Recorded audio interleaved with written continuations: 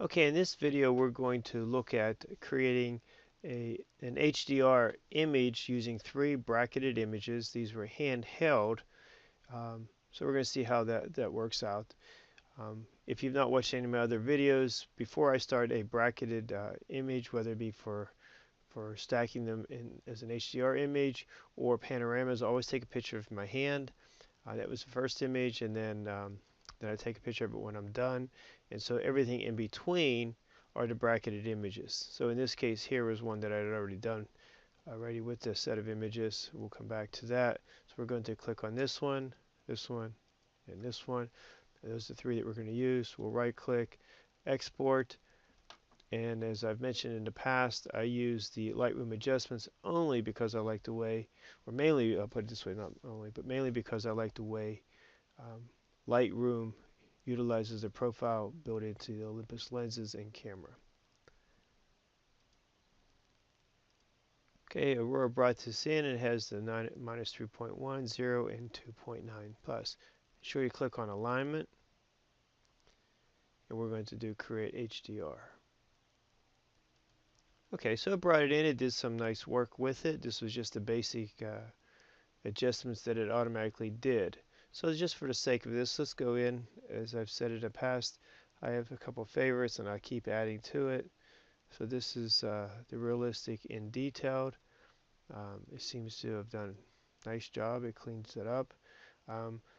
You could adjust the amount of preset you want to apply to it by just dragging this amount you want. So I like the way this looks. So again, this is the before and the after as it's done that. So you could quickly go through the image. You'll notice here it didn't adjust exposure at all. When we take this back into Lightroom, I'm going to adjust in this area here. I'll probably darken this in Lightroom and adjust some over here.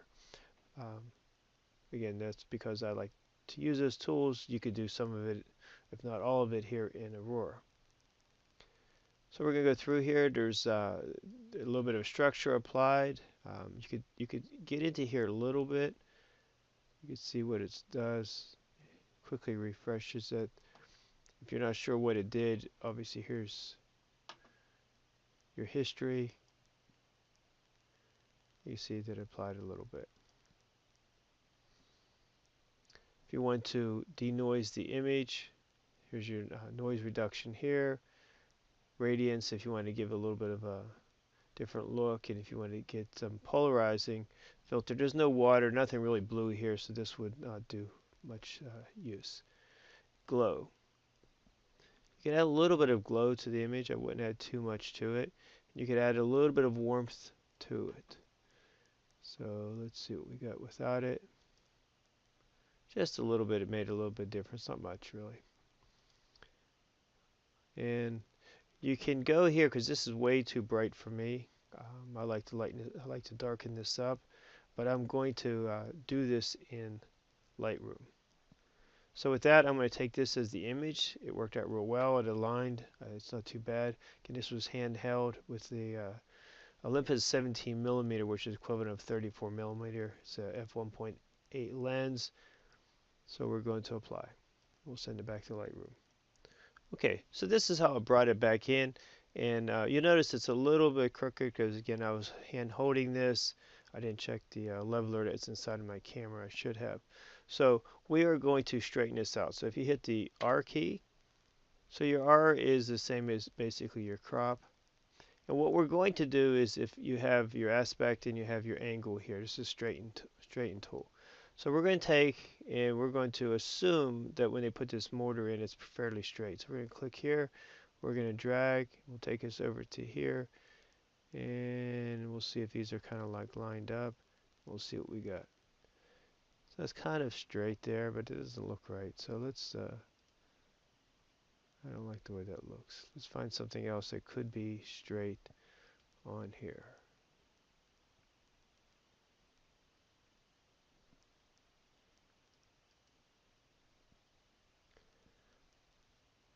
Okay, so we have the angle tool, and we're going to try to find something that appears, again, there's nothing really straight to line this to, but if you have something that's definitely straight, you could drag this. But we're going to take and we're going to try to drag it from here to here, hoping that's level.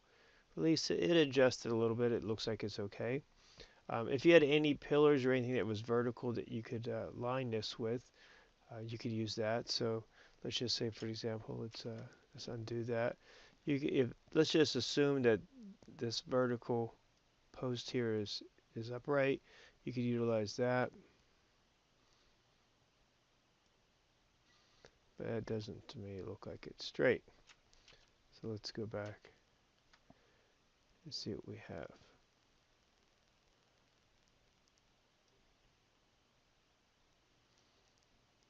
That's not too bad.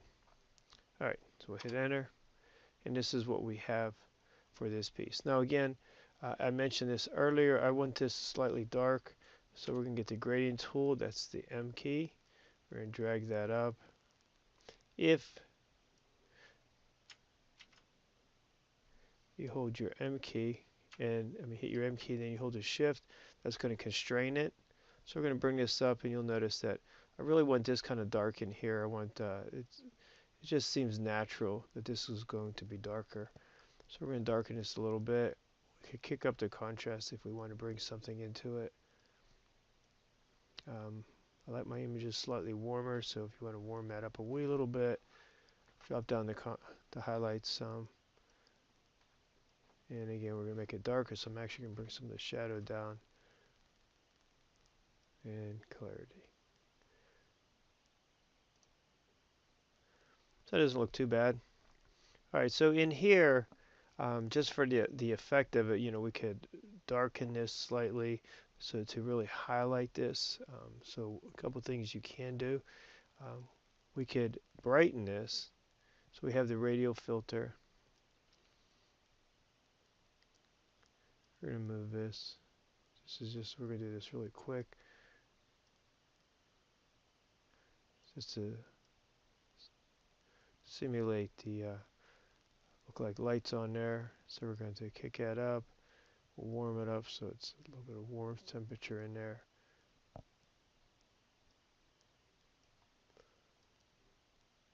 Save a little bit of difference so you can see the difference. This was the original. This is here. So let's go back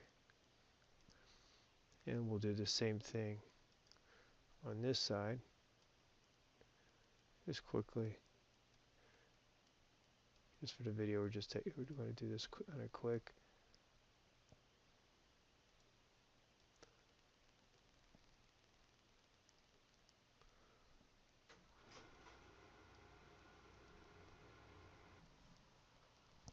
Okay, so the next thing that I want to do is darken up in these areas here, just really to highlight the light that's reflecting or going onto this area. Here you see some light that's coming in. Must be some lights over here. I just want to darken it up just slightly, so again, the focus is in here. The other thing, I want to lighten this up, so we're going to lighten that. So we're going to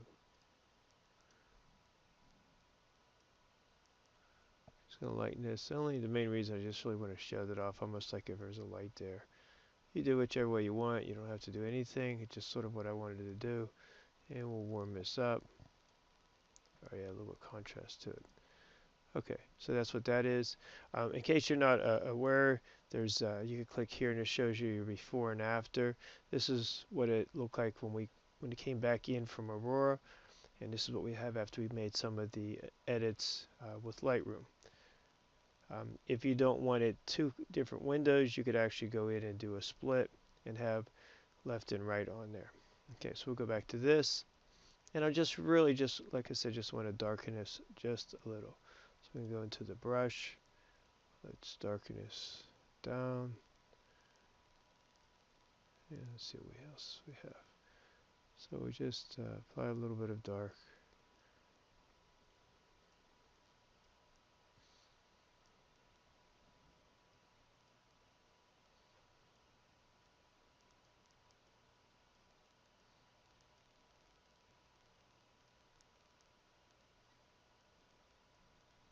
Alright, so we have a little bit in there. Not a whole lot, but just a little bit. Turn this off. Look at before and after. And again, if you don't like it that way, go that way. So this is what it came in after Aurora. This is what it is here. And again, we could keep playing with it and darken this. If you're not able to darken enough in Lightroom, which I'm sure you can, we could take this into Photoshop and just darken it some more. Okay, so again, we started off with 3 bracketed images that were handheld with the Olympus OMD EM1 Mark II using the 17mm lens, which is equivalent of 34. It was handheld, we bracketed. This was my starting point.